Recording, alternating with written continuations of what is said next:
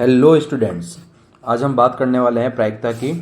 और इसमें हम इम्पोर्टेंट क्वेश्चन और एग्जाम्पल देखने वाले हैं। और ये जो वीडियो है वो 13.1 से रिलेटेड है। इसी टाइप की हम और भी वीडियो अपलोड करेंगे और ये आपको बोर्ड एग्ज़ाम में बहुत हेल्प करने वाले हैं। ये बोर्ड एग्ज़ाम के तौर पे आपको दिया जा रहा है।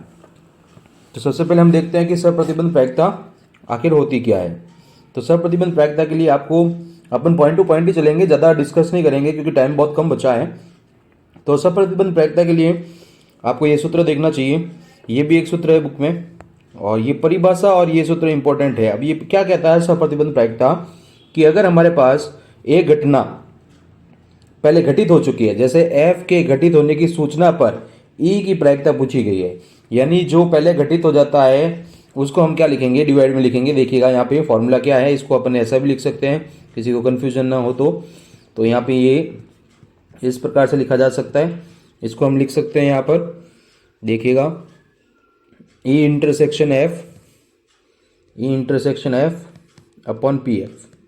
ठीक है, ये सूत्र है। तो इसमें जो घटित होगा, जो पहले घटित हो चुका है उसको नीचे लिखना है। ये पहले घटित हो चुका है, ठीक है, ये चीज़ याद रखना है। जिसके बारे में पूछा गया है वो ऊपर लिखना है, पूछा जाने वाले हमेशा ऊपर होगा। अपन वीडियो ज़्यादा लंबा नहीं करेंगे, डायरेक्ट पॉइंट टू पॉइंट चलेंगे। तो पहला हमारे पास ये गुण है, हमें इनको भी नेगलेक्ट नहीं करना है। बोर्ड पैटर्न में एक ऐसा क्वेश्चन दिया हुआ है।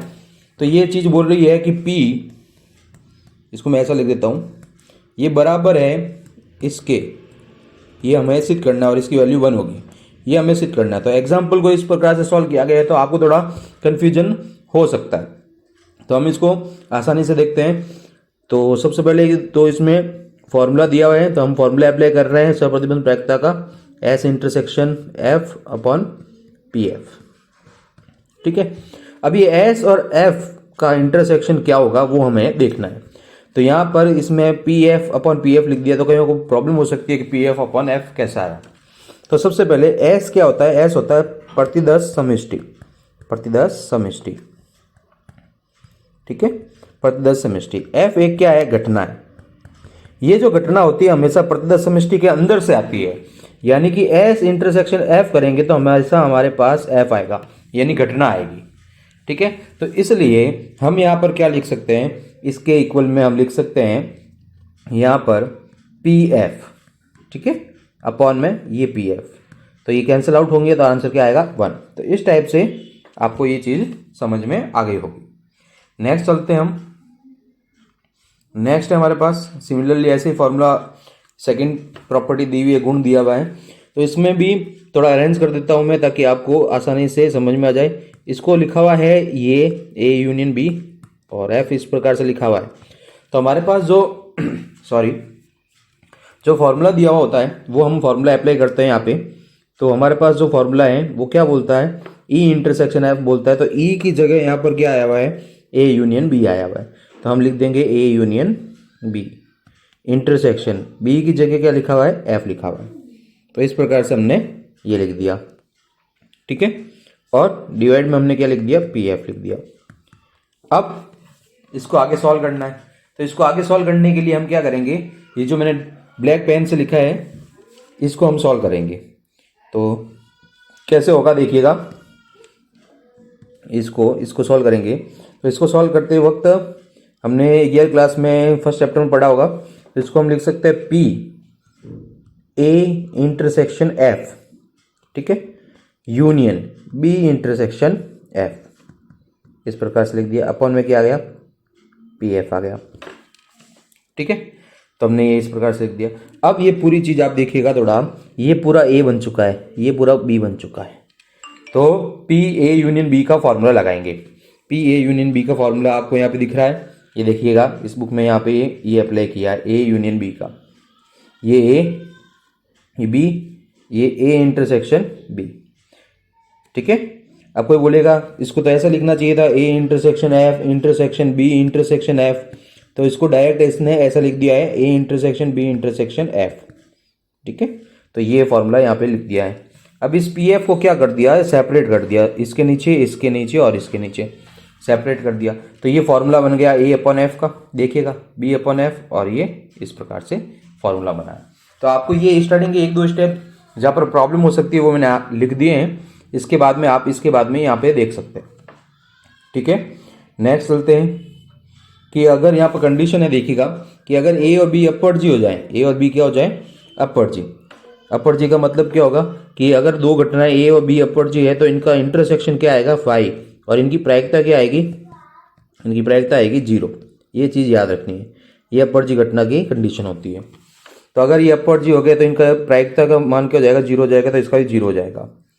ठीक है, और ए यूनियन बी का मतलब ये 0 होगा तो सिर्फ ये बचेगा था हमारे पास। ठीक है, तो आगे चलते हैं, ये मोस्ट इंपॉर्टेंट है, यहाँ पे क्वेश्चन बन सकता है, इस बार ध्यान रखना है। ठीक है, अब ये चीज़ क्या कह रही है, कैसे सिद्ध करना है, तो हमें पता है कि अभी हमने फर्स्ट प्रॉपर्टी पढ़ी थी कि एस अपॉन एफ जब भी होता है इसकी वैल्यू हमेशा 1 होती है। याद रखिएगा, एस अपॉन एफ आ जाए, एस अपॉन ई आ जाए, अगर ऊपर प्रतिदर्श समष्टि है, अगर ऊपर क्या है, सैंपल स्पेस है, याद रखिएगा प्रतिदर्श समष्टि, एस का मतलब प्रतिदर्श समष्टि होता है, और नीचे कोई भी घटना है तो इसका आंसर हमेशा 1 ही आएगा। ये एमसीक्यू या खाली जगह में भी क्वेश्चन पूछा जा सकता है, अगर ट्रिकी पेपर आता है तो ये क्वेश्चन पूछा जा सकता है, हमेशा 1 आएगा, याद रखना है आपको। तो अब ये स्टेप क्या लिखा गया है, इसने क्या किया है कि यहाँ पर 2 घटनाएं ली हैं, 2 घटना ली है एस के अंदर, जैसे ये एस है, ठीक है, ये पूरा प्रतिदर्श समष्टि है, इसके अंदर से 2 घटनाएं ले ली है, ई और ई डैश। ठीक है, ई और ई डैश निशेष घटनाएं हैं, तो यहां लिख दिया ई यूनियन ई डैश, यहां पर एफ बराबर में क्या लिख दिया, 1।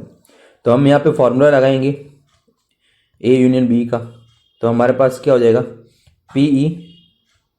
ठीक है, ये हमारे पास आ गया, फिर हम क्या लिख सकते हैं, पी ई डैश एफ। ठीक है, P E intersection E dash upon F equal to में क्या आ गया, 1। तो हमें पता है कि ई और ई डैश का इंटरसेक्शन हमेशा क्या होता है, फाई होता है, ये याद रखिएगा, ए इंटरसेक्शन ए डैश हमेशा क्या होता है, फाई होता है। ये 11वीं क्लास में फर्स्ट चैप्टर के अंदर पढ़ाया जाता है, अगर आपको याद नहीं है तो याद रखिएगा। तो आगे देखते हैं आगे क्या होगा। तो यहाँ पर ये चीज़ क्या हो गई हमारे पास, ये चीज़ हो गई 0, ये चीज़ क्या हो गई 0, तो बचा क्या, P E upon F plus P E dash, ये हो गया एफ इक्वल टू में 1। अब जो चीज़ चाहिए वो इस तरफ रख, जैसे ये चीज़ चाहिए इसको आप यहाँ पे भेज दो, आपके पास ये जो फाइनल आंसर है ये आ जाएगा। ठीक है, तो इस प्रकार से ये क्वेश्चन करना है। 13.1 में आपको ध्यान रखना है, 13.1 में फॉर्मूला बेस पे क्वेश्चंस आने के 99.99% चांस है, यानी डायरेक्ट फॉर्मूला लगेगा और आंसर देगा। ऐसे क्वेश्चन खाली जगह में एमसीक्यू में आ सकते हैं, जैसे ये उदाहरण नंबर फर्स्ट है, आपको ये मिलाना है। ठीक है, अब इसमें बाकी आप इजी हैं, आप मिला लोगे, ऐसा कोई हार्ड नहीं है। ठीक है, एक ये एग्जाम्पल नंबर 4 तो आपको करना है। इसमें देखिएगा 10% बोला है, यदि ज्ञात है कि 430 में से 10 लड़कियां कक्षा 12वीं में पढ़ती हैं, तो 430 का 10% कितना होगा वो आपको निकालना पड़ेगा। यहाँ पे इसने लिख दिया क्यों, अब क्या क्यों ऐसा क्या लिखा है, इसने क्यों लिखा है, तो इसको समझने के लिए अपन थोड़ा इसको इजी तरीके से समझते हैं। ई क्या लिया है, घटना चुना गया विद्यार्थी 12th में पढ़ता है। ठीक है, फिर एफ क्या लिया है, यादृच्छिक चुना गया लड़की है। तो आगे देखते हैं इसमें ये क्या कहना चाहता है। तो यहाँ पर हमारे पास जो ई लिया है वो मैंने यहाँ पर अंडरलाइन कर लिया है, एफ भी मैंने अंडरलाइन कर लिया है। तो यहाँ पर पी एफ, एफ क्या था कि विद्यार्थी लड़की है, तो लड़कियाँ कितनी है टोटल हमारे पास 430, तो उसकी प्रायिकता आ गई 430/1000। ठीक है, अब E intersection F, E intersection का एफ का मतलब क्या है, वो 12th में पढ़ता है। ठीक है, और वो क्या है, लड़की है। तो क्वेश्चन बोला है कि 430 में से 10% लड़कियां 12th में पढ़ती है, तो 430 का 10% हमने क्या निकाला था, 43, तो इनका इंटरसेक्शन क्या आ गया, 43/1000, जो कि यहाँ पर आ चुका है। अब हमारे पास क्या फाइंड करना है, क्वेश्चन बोला था यदि ये ज्ञात है कि चुना गया विद्यार्थी लड़की है, ये ज्ञात है यानी कि ये अपॉन में आएगा, तो यहाँ पे P upon F, E intersection F upon P F value put कर देनी है और आंसर है। ठीक है, तो ये थोड़ा ट्रिकी क्वेश्चन है, इसको इंपॉर्टेंट बोल सकते हैं, आपको ये क्वेश्चन करना है। अब आगे चलते हैं, बाकी इजी है, ऐसा कोई हार्ड नहीं है। यहाँ पर ऐसा इतना कोई हार्ड नहीं बन रहा। एक क्वेश्चन एग्जाम्पल नंबर 7 है, ये पहले बोर्ड में आ चुका है, आने के चांस तो नहीं है, फिर भी आपको एक बार देख लेना है, क्योंकि इसमें क्या होगा कि एक बार क्वेश्चन पढ़ लेते हैं अपन। एक सिक्के को उछालने के परीक्षण पर विचार कीजिए, यदि सिक्के पर चित्त प्रकट होता है तो पुनः उछालें, परंतु यदि सिक्के पर पट प्रकट होता है तो एक पासे को फेंकें। यदि घटना कम से कम एक पट प्रकट होना का घटित होना दिया गया है, यानी ये दिया गया है, ठीक है, तो 5 से पर 4 से बड़ी संख्या प्रकट होना की सह प्रतिबंध प्रायिकता ज्ञात कीजिए। ठीक है, क्वेश्चन समझ में आ गया होगा। तो ये प्रतिदा समष्टि है, क्वेश्चन के अकॉर्डिंग क्या बोला था क्वेश्चन ने कि चित्त प्रकट होता है तो सिक्का फेंकता है। तो ये देखिए चित्त प्रकट होया तो फिर ये सिक्का फेंक दिया, हो गया ये, तो ये सिक्का फेंक दिया। लेकिन जब पट प्रकट होता है तो पासा फेंकता है, तो ये पासे के लिए 1 2 3 4 5 और 6 आ गया। ठीक है, तो प्रतिदा समष्टि आ गई, इसमें कोई प्रॉब्लम नहीं। अब थोड़ा प्रॉब्लम होगी आगे जब इनकी प्रायिकताएं निकाली जाएगी। ठीक है, अब क्वेश्चन में जो ये चीज़ आपको नहीं देखनी है, ये थोड़ा आपको कंफ्यूजन में डाल देगा। मैं जैसे करवा रहा हूँ आपको ये एग्जाम में लिखने की भी जरूरत नहीं है वाली। ठीक है, यहां से आप देखिए एफ घटना न्यूनतम एक प्रकट होता है, ई जो घटना है वो 5 से पर 4 से बड़ी संख्या प्रकट होने को दर्शाता है। यानी कि जो क्वेश्चन में दिया हुआ था ये चीज दी हुई थी उसको लिया है। ठीक है, अब देखिए एफ क्या है, न्यूनतम एक पट प्रकट होना। तो न्यूनतम एक पट का मतलब क्या है, हेड और टेल आ सकता है और संख्या आ सकती है, तो ये हमने यहाँ पर लिख दी। ई क्या है, 5 से पर 4 से बड़ी संख्या। देखिए 5 से पर 4 से बड़ी संख्या आ गई, तो इन दोनों का कॉमन क्या है, ये आ गया, इंटरसेक्शन आ गया। अब जो गेम है वो इंपॉर्टेंट है, यहां पर जब प्रायिकता निकालेंगे तो वो कैसे निकालेंगे, तो पी एफ देखिएगा, पी एफ यानी कि इसकी प्रायिकता एच टी, ये देखिए एच टी लिखा हुआ है, T1 लिखा हुआ है, T2 लिखा हुआ है, T3 लिखा हुआ है, T4 T5 T6। अब इसकी अलग अलग कैसे निकालिए, 1/4 आ रही है, यहाँ 1/12 आ रही है, यहाँ 1/12 आ रही है, तो वो कैसे निकलेगी देखिएगा। ये हेड और टेल लिखा हुआ है, हेड आने की प्रायिकता कितनी होती है 1/2, टेल आने की प्रायिकता भी कितनी होती है 1/2, तो ये कितना हो गया 1/4, 1/4। तो ये देखिए 1/4 लिखा हुआ है। ठीक है, इसी प्रकार से T1 लिखा हुआ है, T1 का मतलब क्या है, टेल आने की प्रायिकता कितनी होती है 1/2, एक आने की प्रायिकता कितनी होती है 1/6, तो ये कितना हो गया 1/12। तो इस प्रकार से 1/12 1/12 ये चीज आ गई है। ठीक है, तो इसका टोटल कितना हो गया 3/4। ये क्वेश्चन बोर्ड में आया हुआ है इसलिए मैं आपको कह रहा हूँ ये इंपॉर्टेंट है, थोड़ा आने के चांस बन सकते हैं, अगर ट्रिकी क्वेश्चन पेपर आएगा तो ये आ सकता है। इसी प्रकार से ये देखिए T5 T6 है, तो T का मतलब यहाँ पर 1/2 या 5 का मतलब 1/6, तो 1/2 इंटू 1/6 कितना हो गया 1/12, ये देखिए 1/12 आया हुआ। इसी प्रकार से इसका भी 1/12, तो टोटल कितना आया 1/6। फिर नीचे अप्लाई किया फॉर्मूला E/F का, ये हमारे पास आंसर है। ठीक है, तो ये क्वेश्चन करना है। अब यहाँ पर 13.1 में मैंने पहले भी बोला है ये क्वेश्चन इंपॉर्टेंट है, ये एग्जाम में आ रखा है, डायरेक्ट ये क्वेश्चन आ सकते हैं यहाँ से, तो ये एक नंबर के क्वेश्चन है, ये बिल्कुल इजी फॉर्मूला अप्लाई करना है आपको और कुछ नहीं करना है। ठीक है, यहाँ पर 9 नंबर क्वेश्चन आप देख लीजिएगा एक बार। ठीक है, ये लड़का लड़की वाला भी क्वेश्चन इंपॉर्टेंट है। फिर ये 14वां क्वेश्चन इंपॉर्टेंट है। यहाँ पर MCQ क्वेश्चन भी देख लेते हैं एक बार। क्वेश्चन ने क्या बोला है कि हमें ये मान ज्ञात करना है, तो P ये फॉर्मूला अप्लाई कर लेते हैं, A/B/PB। क्वेश्चन ने बोला PB का मान क्या है 0, तो PB का मान अगर 0 हुआ तो ये डिवाइड में क्या हो जाएगा 0 रखेंगे, तो परिभाषित नहीं।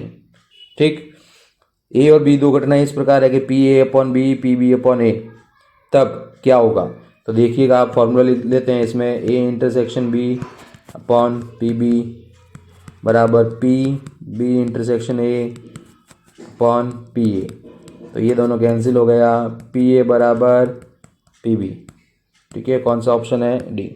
तो ये क्वेश्चन हमने किए हैं 13.1 के। यहाँ से आपको 100% क्वेश्चन मिलेंगे ही मिलेंगे फॉर्मूला बेस पे। जैसे ये क्वेश्चन है 5वां, इस टाइप का क्वेश्चन आ सकता है, ये पूछा जा सकता है, ये पूछा जा सकता है। तो ये इजी क्वेश्चन है, जो मैंने एग्जाम्पल आपको करवाए हैं वो आप एक बार देख लीजिएगा। ये जो मैंने क्रॉस किया है उसको लिखने की जरूरत नहीं है, इजी तरीके से मैंने एक्सप्लेन कर दिया है। इस टाइप की और वीडियो मैं डेली अपलोड करता रहूँगा, और आप लाइक और शेयर करना जारी रखिएगा अपने फ्रेंड्स के साथ, और वीडियो को पूरा देखिएगा। Thanks for watching.